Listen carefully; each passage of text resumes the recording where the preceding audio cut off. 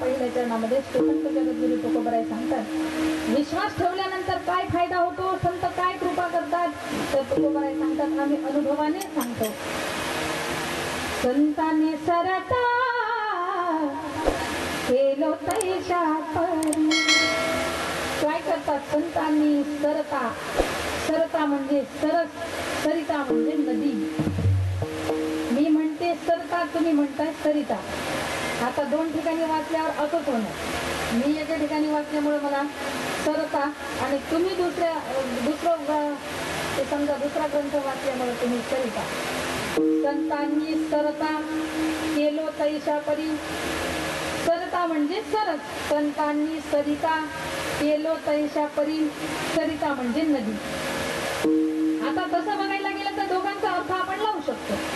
तुकोबरायांच्या मते संतांना शरण गेल्यानंतर, त्यांच्या चरणावर विश्वास ठेवल्यानंतर ते आपल्यापेक्षा सरस बनवतात. काय बनवतात? सरस बनवतात. म्हणजे त्यांच्यापेक्षाही श्रेष्ठ अशा पदापर्यंत ते आपल्याला नेऊन पोहोचवतात. संत काय करतात? आपण सारिखे करीती तात्काळ, नाही काळ वेळ तया लागे.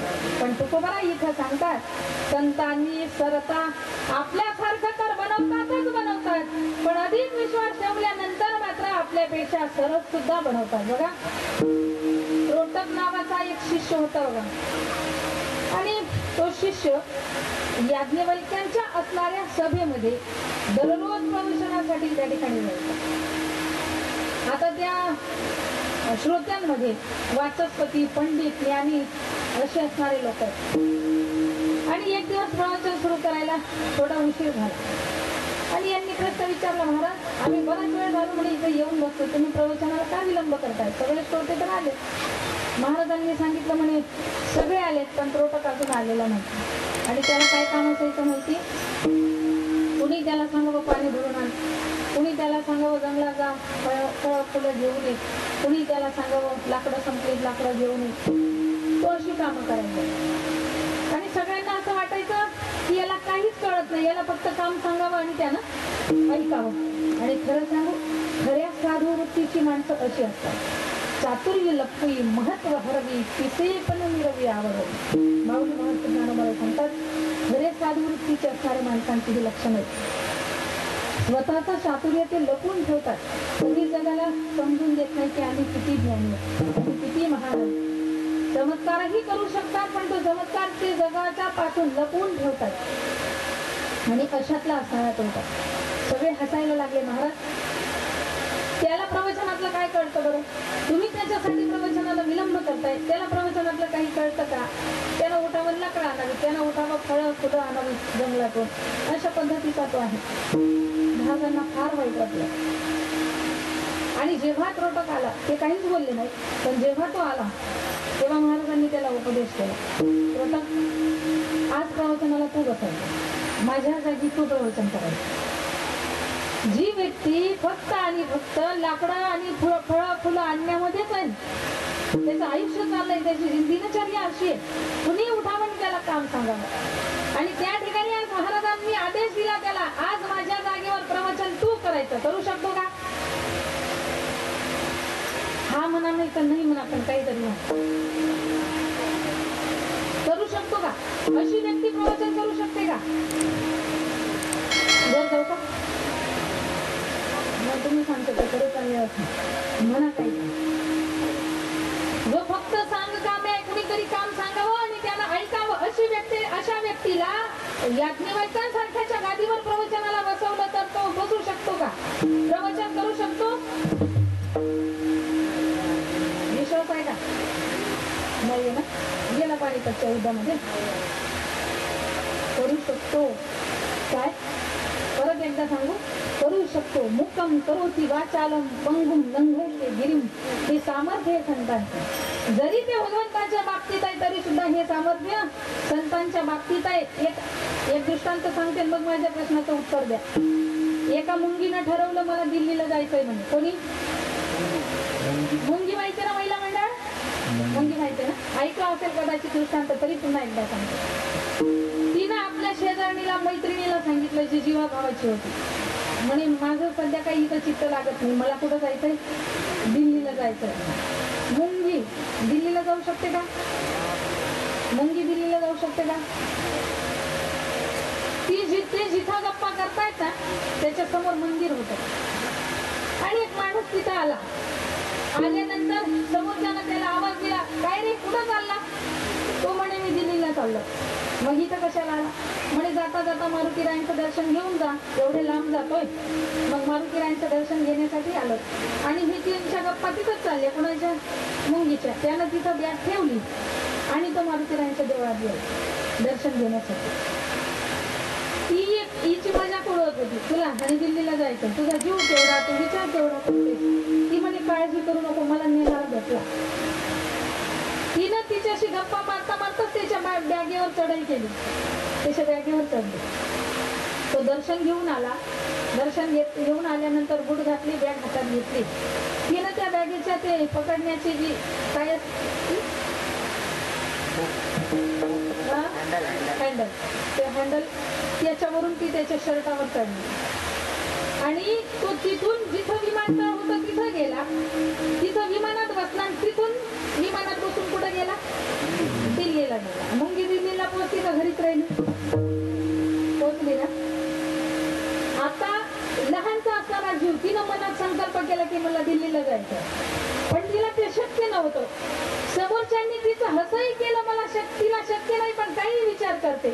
पण तिच्या मनात मात्र प्रबळ विश्वास आहे की मला दिल्लीला जायचं आणि म्हणून जो दिल्लीला जाणार होता त्याचा आसरा तिनं घेतला. गेली का नाही दिल्लीला? ऐसियाचा पदार धरा, ऐसियाचा पदार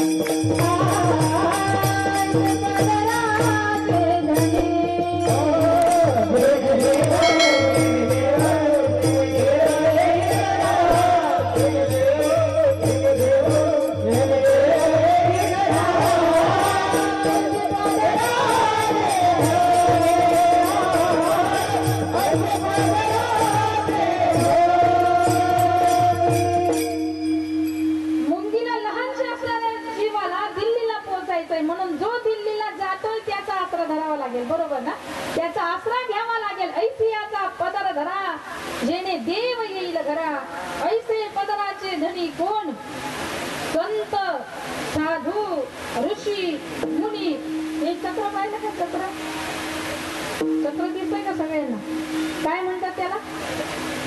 मालिका म्हणतात, परंपरा म्हणतात. ऐसे पदराचे धनी. बघा आता इथून सुरुवात करा. संत, साधू, उलट मोजायचं. आपण म्हणतो ब्रह्मदत्तात्रय नारायण असं म्हणतो ना, आता असं धरायचं. संत, साधू, ऋषी, मुनी. कुणाचा पदर धरा? ऐसियाचा पदर धरा, जेणे देव येईल घरा. ऐसे पदराचे धनी संत, साधू, ऋषी, मुनी. अशा असणाऱ्या परंपरागत वारसाच्या जर आपण वारसदार झालो तर मुंगी सारखा असणारा जीव सुद्धा दिल्लीला जातो. सामान्यातला सामान्य असणारा जीव देव या तत्वापर्यंत जाऊन पोहोचतो. कधी? ऐसियाचा पदर धरा. अशांचा पदर धरल्यानंतर मात्र सामान्यातला सामान्य जीव हा देव पदापर्यंत जाऊन पोहोचतो. आणि म्हणून लहानचा असणारा जीव ती मुंगी जशी दिल्लीला गेली तसं हा जीव जर संतांना शरण गेला, काय गेला? संतांना शरण गेला तर आपणा सारखे करीती तात्काळ. आणि मग तेव्हा म्हणता येईल संतांनी सरता, त्यांच्यापेक्षाही श्रेष्ठ अशा पदाला संतांनी सरता केलो तैशा परी संतांनी सरिता. त्रोटक प्रवचनाला बसला बरं, त्यानं सुंदर असं प्रवचन सुद्धा केलं, तेही अवस्थेमध्ये. हा नेत्री अश्रूंची या धारा, कोठे रोमांच शरीरा. अशा अवस्थेत त्यानं प्रवचन वाचन केलं आणि मग पाहणारे आवाज झाले. इथं पदव्या लाटून नाही चालत, पदव्या लावून नाही चालत. अंतकरणातला भाव निर्मळ असावा, शुद्ध ज्याचा भाव झाला धुरी नाही देव त्याला. अंतकरणातला भाव शुद्ध झाला, शुद्ध ज्याचा भाव झाला धुरी नाही देव त्याला. भगवंत त्याचा आहे. अंतकरण शुद्ध अंतकरणानं भगवंताची भक्ती केली की माझा भगवंत तुमचाच आहे म्हणून समजा. अर्जुना तू मन हे मीच करी, माझी भजनी प्रेम धरी, मग सर्वत्र नमस्कारी मज एकाते. आता ही दृष्टी आपल्याला मिळू शकते, पण कुणाकडून मिळते माहिती? हे कृष्णांजन एका वेळा डोळा घालिता तिवीर दुःख गेले, फितले भ्रांतीचे पडळ. श्री गुरु निवृत्ती राय मार्ग दाविला सोजा. माऊली महाराष्ट्र चालुबरांना हा सोजा असा मार्ग मिळाला. कुणाच्या कृपेने? श्री गुरु निवृत्ती राय मार्ग दाविला. आपल्यालाही तो मार्ग मिळू शकतो आपल्या सद्गुरूंच्या कृपेनं. त्यांच्या वचनावर विश्वास ठेवला तर कृष्णांजन एक वेळा, कृष्णांजन एक वेळा. तुम्ही डोळ्यात अंजन घालता का? नाही ना, मग कृष्णांजन आहे. अंजन त्यानं काही फरक पडत नसेल दृष्टीला तर सद्गुरूंच्या कडून कृष्णांजन एक वेळा डोळा घालिता आढळ. पुन्हा पुन्हा गरजच नाही पडणार. एकदाच हे सगळे कधी घडतं? एकदाच. तुमच्या जीवनातला असणारं सगळं पुण्य, मागचं पुढचं सगळं पुण्य एकत्र होतं आणि मग सद्गुरूंची भेट होते. हे सगळं पुण्य जेव्हा फळाला येतं तेव्हा तुम्हाला अनुग्रह मिळतो, सद्गुरूचा बोध मिळतो. आणि जेव्हा तो त्या बोधावर तुम्ही अडळ राहता त्यावेळेला सद्गुरूची विशेष कृपा दृष्टी. संतांनी सरता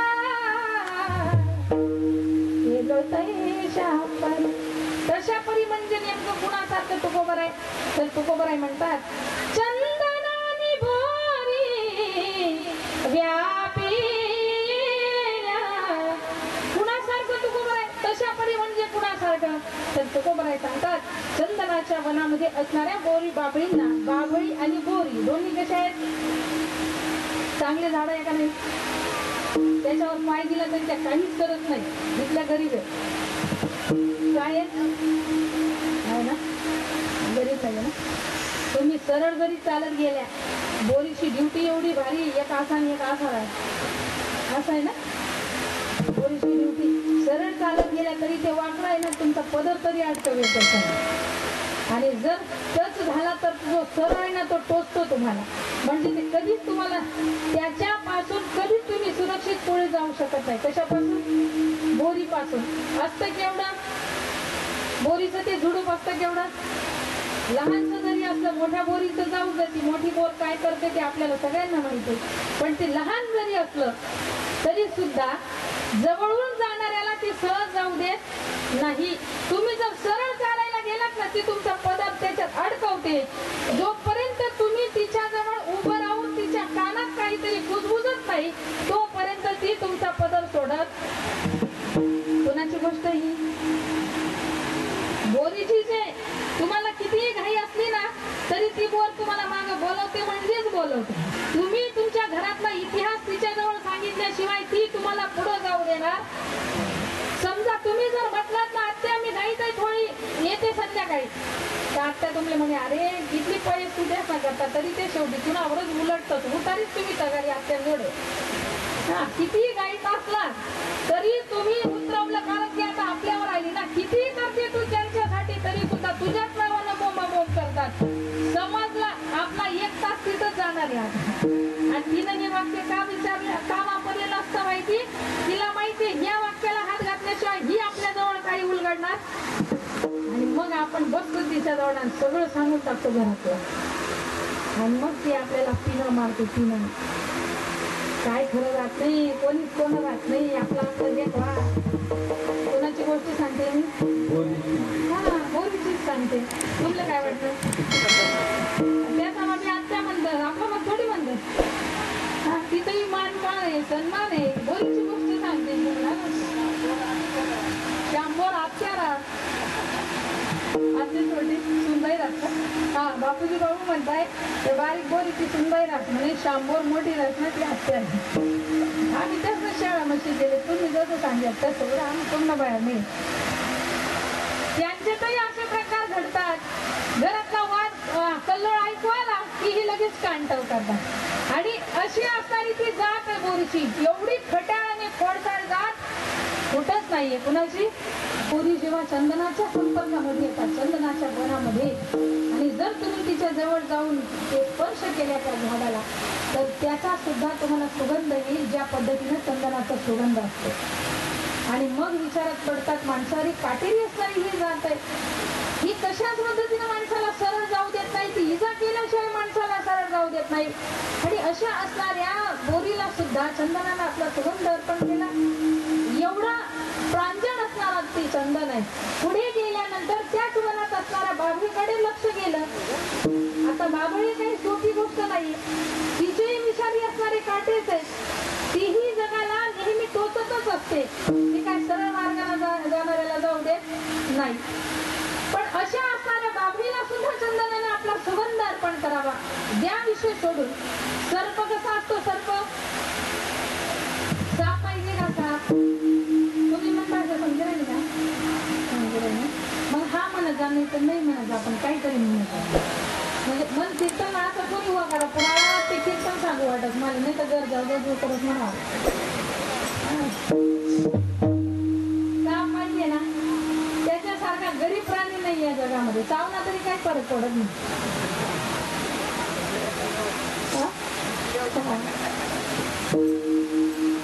असे असणारे विषारी सर्प चंदन अंगा खांद्यावर खेळतो चंदनाच्या वनामध्ये सगळ्यात जास्त काय मिळत असतील तर ते विषारी सर्प मिळतात कारण त्यांना शीतलता आवडते शीतलता कोणाला सर्पांना आणि असे असणारे विषारी सर्प चंदन अंगा खांद्यावर खेळवते त्यांना आपला सुगंधही अर्पण करते हा गुण गुणाचा आहे चंदनाचा आणि जगद्गुरु तुकोबराय ही चंदनाची असणारी पदवी त्याच्याकडे पाहिलं चंदनाच्या झाडाकडे कडुनिंब असू द्या काटेरी बोरी बाबळी असू द्या किंवा विषारी सर्प असू द्या असे असणारे सर्व दोषानं भरलेले हे जे आहेत यांना सुद्धा चंदन आपला सुगंध अर्पण करतो आणि त्याच पद्धतीनं या जगामध्ये मुखातून अपशब्द वापरणारा जरी साधू पर्यंत गेला तरी साधू मात्र सुद्धा शब्द त्याचे बोचणारे असले काटेरी बोरी आणि बाबळी सारखे तरी साधू त्याला आपल्या चरणाचा आसरा देतो विषारी असला तरीही तुम्ही म्हणाल माणसं विषारी असतात का काय वाटतं तुम्हाला अनुभव आहे का नाही माणसांचा